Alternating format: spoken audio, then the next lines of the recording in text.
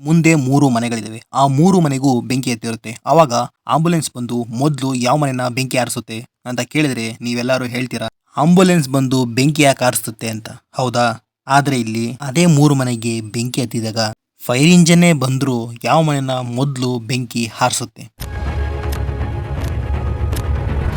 ಆ 3 ಮನೆಯಲ್ಲಿ ಬೇರೆ ಬೇರೆ ತರ ಐಟಮ್ಸ್ಗಳು ಇರ್ತವೆ. ಮೊದಲನೇ ಮನೆಯಲ್ಲಿ ತುಂಬಾ ಅಂದ್ರೆ ತುಂಬಾನೇ 50 ಕೆಜಿ ಮೇಲೆ ಚಿನ್ನ ಇರುತ್ತೆ. ಆ ಮನೆನ ಆರಿಸ್ತಾನ? ಇಲ್ಲ ಎರಡನೇ ಮನೆಯಲ್ಲಿ 100 ಕೆಜಿ ಡೈಮಂಡ್ಸ್ಗಳು ಇರ್ತವೆ. ಆ ಮನೆನ ಆರಿಸ್ತಾನ?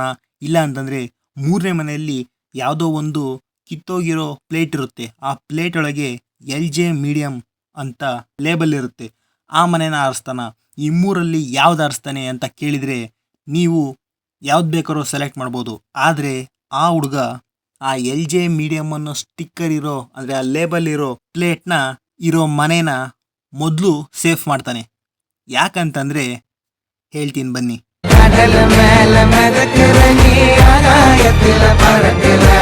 ಇದ್ರ ಬಗ್ಗೆ ನಾನು ಸರ್ಚ್ ಮಾಡ್ತಾ ಹೋದಾಗ ನನಗೆ ಗೊತ್ತಾಗಿದ್ದ ವಿಷಯ ಏನು ಅಂತಂದ್ರೆ 4 ವಾರಗಳಿಗಿಂತ ತುಂಬಾ ಹೆಚ್ಚು ಕೆಮ್ತಿರ್ತಾನಲ್ಲ, ಆ ವ್ಯಕ್ತಿನ ಬಚಾವ್ ಮಾಡಬೇಕು ಅಂತಂದ್ರೆ ಅವನಿಗೆ ಯಾವ ಡಿಸೀಸ್ ಬಂದಿದೆ ಅಂತ ಕಂಡುಹಿಡಿಬೇಕು. ಆ ಥರ ಕಂಡುಹಿಡಿದಾಗ ಅವ್ರಿಗೆ ಗೊತ್ತಾಗದೆ TB ಕಾಯಿಲೆ ಅಂತ. ಈ TB ಕಾಯಿಲೆ ಬರದೆ ಮೈಕೋಬ್ಯಾಕ್ಟೀರಿಯಂ ಟ್ಯೂಬರ್ಕ್ಯುಲೋಸಿಸ್ ಇಂದ.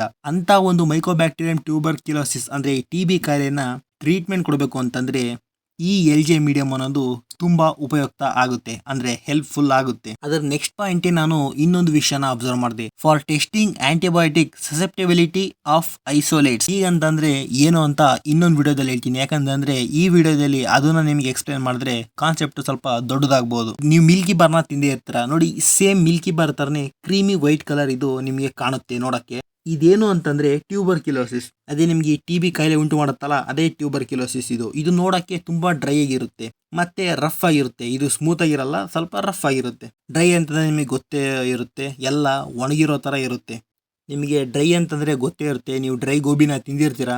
ಈ TBಯಲ್ಲೇ ಇನ್ನೊಂದು ಮೈಕೋಬ್ಯಾಕ್ಟೀರಿಯಂ ಬೋಸ್ ಅನ್ನೋ ಒಂದು ಬ್ಯಾಕ್ಟೀರಿಯಾನ ಕೂಡ ಬೆಳೀತಾರೆ. ಆ ಬೆಳೆದಿರೋ ಒಂದು ಫೋಟೋ ನಿಮ್ಮ ಸ್ಕ್ರೀನ್ ಮೇಲೆ ಕಾಣ್ತಾ ಇದೆ. ಇದು ನಿಮಗೆ ನೋಡೋಕೆ ಫ್ಲಾಟ್ ಆಗಿರುತ್ತೆ ಮತ್ತೆ ಸ್ಮೂತ್ ಆಗಿರುತ್ತೆ. ಮತ್ತೆ ಇದು ವೈಟ್ ಕಾಲೋನೀಸ್ ಹೊಂದಿರುತ್ತೆ. ವೈಟ್ ಕಾಲೋನೀಸ್ ಅಂದ್ರೆ ನೀವು ಈ ಅಕ್ಕಿ ಕಾಳನ್ನ ತಗೊಂಡೋಗಿ ನೀವು ಯಾವ್ದಾರ ಪಾಟಲ್ಲಿ ಸುರಿದ್ರೆ ಗುಂಪಾಗಿ ಬಿದ್ದಿರುತ್ತಲ್ಲ, ಅದೇ ತರ ಕಾಣುತ್ತೆ. ಈ ಕಾಲೋನೀಸ್ ಅಂದ್ರೆ ಏನೂ ಇಲ್ಲ, ನಿಮ್ಮ ಓಣಿಯಲ್ಲೇ ನಿಮ್ ಹೆಂಗ್ ಮನೆಗಳು ಗುಂಪಾಗಿ ಅರೇಂಜ್ ಆಗಿರ್ತಾವ ನೋಡಿ, ಅದನ್ನೇ ಕಾಲೋನೀಸ್ ಅಂತ ಕರೀತಾರೆ. ಅಂದ್ರೆ ಆತರ ಅರೇಂಜ್ ಆಗದೆ ಕಾಲೋನೀಸ್ ಅಂತ ಕರೀತಾರೆ ನೋಡಿ. ಎರಡಕ್ಕೂ ಕೋಇನ್ಸಿಡೆನ್ಸ್ ಇದೆ. ಇದ್ರ ಬಗ್ಗೆ ಎಕ್ಸಾಮ್ ಅಲ್ಲಿ ನಿಮಗೆ 3 ಮಾರ್ಕ್ಸಿಗೆ ಕೇಳ್ತಾರೆ. ನೀವು ಒಂದ್ಸತಿ ಇದನ್ನ ಅರ್ಥ ಮಾಡ್ಕೊಂಡ್ರೆ ಆರಾಮಾಗಿ ನಿಮ್ ವರ್ಡ್ಸ್ ಅಲ್ಲಿ ನೀವು ಇದನ್ನ ಬರೀಬಹುದು. ಈ LJ ಮೀಡಿಯಂ ನ full form Lowenstein Jensen medium ಅಂತ. ನೋಡಿ ಇಲ್ಲಿ ಆ ಶಾರ್ಟ್ ಕಟ್ ಇರೋದನ್ನ ಫುಲ್ ಆಗಿ ಬರೆಯೋದೇ ಒಂದು ಪಾಯಿಂಟ್. ಇದು ನಿಮಗೆ ಬೇರೆ ಎಲ್ಲೂ ಸಿಗಲ್ಲ. ನಮ್ಮ ಕರ್ನಾಟಕದಲ್ಲಿ ಮಾತ್ರ ಈ ತರ ಪಾಯಿಂಟ್ಸ್ ಗಳು ಬರೆದ್ರೆ ಮಾರ್ಕ್ಸ್ ಕೊಡ್ತಾರೆ, ಬೇರೆ ಎಲ್ಲೂ ಸಿಗಲ್ಲ. ಯಾಕಂದ್ರೆ ಇದು ಒಂಥರ ಸಿಂಪಲ್ ಪಾಯಿಂಟ್ ಆಗ್ಬಿಡುತ್ತೆ. ಬಟ್ ಇದನ್ನೇ ಒಂದು ಪಾಯಿಂಟ್ ಮಾಡಿ ಬರಿತೀವಿ ನಾವು. ನೋಡಿ, ಇದೊಂದು ಬೆಳವಣಿಗೆಯ ಮೀಡಿಯಂ ಅಂತ ಕರಿಬಹುದು. ಮೀಡಿಯಂ ಅಂತಂದ್ರೆ ಜಾಗ, ಆ ಬ್ಯಾಕ್ಟೀರಿಯಾಗಳನ್ನ ಬೆಳೆಸಕ್ಕೆ ಯೂಸ್ ಮಾಡೋ ಜಾಗ ಅಂತ ತಿಳ್ಕೊಳ್ಳಿ. ಈ ಜಾಗದಲ್ಲೇ ಬ್ಯಾಕ್ಟೀರಿಯಾಗಳನ್ನ ಬೆಳೆಸ್ತಾರೆ. ಇದು ಸ್ಪೆಷಲಿ ಈ ಮೈಕೋಬ್ಯಾಕ್ಟೀರಿಯಂ ಟ್ಯೂಬರ್ಕ್ಯುಲೋಸಿಸ್ ಅಂದ್ರೆ TB ಕಾಯಿಲೆ ಉಂಟು ಮಾಡುತ್ತಲ್ಲ, ಅಂತ ಒಂದು ಬ್ಯಾಕ್ಟೀರಿಯಾಗಳಿಗೆ ಇದು ಸ್ಪೆಷಲ್ ಆಗಿ ಅದರ ಬೆಳವಣಿಗೆನ ಮಾಡ್ಕೊಳಕ್ಕೆ ಇದನ್ನ ಯೂಸ್ ಮಾಡ್ತಾರೆ. ಅಂದ್ರೆ ಅದನ್ನ ಬೆಳೆಸಕ್ಕೆ ಯೂಸ್ ಮಾಡ್ತಾರೆ. ಇದನ್ನ ಬೆಳೆಸಿ ಇದರಿಂದಲೇ ಬೇರೆ ಕಾಯಿಲೆಗಳಿಗೂ ಟ್ರೀಟ್ಮೆಂಟ್ ನ ಇವರು ಕಂಡುಹಿಡಿತಾರೆ. ಅದಕ್ಕೋಸ್ಕರ ಇವರು ಮೈಕೋಬ್ಯಾಕ್ಟೀರಿಯಂ ಟ್ಯೂಬರ್ಕ್ಯುಲೋಸಿಸ್ ನ ಇಲ್ಲಿ ಬೆಳೆಸ್ತಾರೆ. ನೋಡಿ, LJ ಮೀಡಿಯಂ ಅಲ್ಲಿ ಮೈಕ್ರೋಬ್ಯಾಕ್ಟೀರಿಯಂ ಟ್ಯೂಬರ್ಕ್ಯುಲೋಸಿಸ್ ನ ನೀವೇನಾದ್ರು ಬೆಳೆಸಿದ್ರೆ ಅದು ನಿಮಗೆ ಬ್ರೌನ್ ಕಲರ್ ಅಲ್ಲಿ ಕಾಣುತ್ತೆ. ಅಂದ್ರೆ ಅದರ ಬಣ್ಣ ನಿಮಗೆ ಬ್ರೌನ್ ಕಲರ್ ಆಗಿ ಕಾಣುತ್ತೆ. ನೋಡಿ, ಇನ್ನೊಂದು ವಿಷಯ, ನೀವು ಈ LJ ಮೀಡಿಯಂನ 4 ವಾರಗಳ ಕಾಲ ಇನ್ಕ್ಯುಬೇಟ್ ಮಾಡಬೇಕು. ಇನ್ಕ್ಯುಬೇಟ್ ಅಂದ್ರೆ ಸಿಂಪಲ್, ಅದೇ ಬಿಸಿ ಮಾಡೋದು ಅಂತ ಅರ್ಥ. ಬಿಸಿ ಮಾಡೋದು ಅಂತಂದ್ರೆ ಹೇಗೆ ಅಂತಂದ್ರೆ, ಅಕಸ್ಮಾತ್ ನೀವು ಒಂದು ಐಸ್ ಕ್ರೀಮ್ನ ತಿನ್ನಕ್ ತಗೊಂಡ್ಬಂದಿರ್ತೀರಾ. ತಕ್ಷಣ ನಿಮ್ಮ ಮನೆಗೆ ಯಾರೋ ನೆಂಟರು ಬಂದ್ಬಿಡ್ತಾರೆ. ನೀವು ಅದನ್ನ ಫ್ರಿಜ್ಜಲ್ಲಿ ಇಟ್ಬಿಡ್ತೀರಾ. ಅವ್ರ ಮುಂದೆ ತಿನ್ನಕ್ಕಾಗಲ್ಲ, ಅದಕ್ಕೆ ಫ್ರಿಜ್ಜಲ್ಲಿ ಇಟ್ಬಿಡ್ತೀರಾ, ಅವ್ರು ಹೋದ್ಮೇಲೆ ತಿನ್ನೋಣ ಅಂತ. ಅದೇ ನೀವು ಫ್ರಿಜ್ಜಲ್ಲಿ ಹಿಡ್ದಲೆ ಹೊರಗೆ ಇಟ್ಬಿಟ್ರೆ ಅವ್ರು ಹೋಗೋ ಅಷ್ಟೊತ್ತಿಗೆ ಅದು ಕರ್ಗೋಗಿರುತ್ತೆ, ನಿಮಗೆ ತಿನ್ನೋಕ್ಕೆ ಆಗಲ್ಲ.